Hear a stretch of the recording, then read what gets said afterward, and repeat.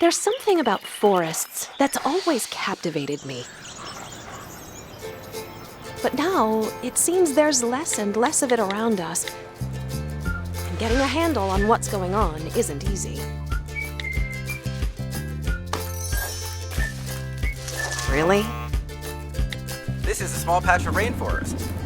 It's home to over 3,000 different species of plants and animals, like the red-eyed tree frog. That's pretty cool, but it's not the whole story. I mean, 1 in 5 people depend on forests for their livelihoods. Forests also play a big role in climate change. They store a lot of carbon. I mean, a really huge amount of carbon. Without forests, that carbon has nowhere to go but right back into the atmosphere. Deforestation is one of the biggest sources of greenhouse gas emissions, about the same as the emissions caused by transportation. And it doesn't stop there. Every year, 13 million hectares of forest are lost. That's the entire size of England. Of the original 8 billion hectares of forest, less than half remain. And most of that loss has occurred in just the last century. It all comes down to food and economics. There's over 7 billion people in the world today, and they all need to eat.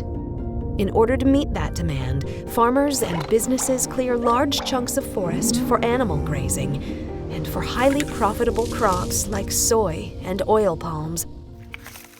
And commodities like palm oil are in just about every processed food we eat.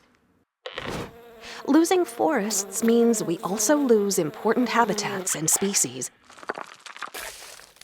This loss of biodiversity means a future where food supplies are more vulnerable. And the loss of forests can cause soil erosion and landslides. There's flooding and water shortages too. And it's the poorest who are the most affected.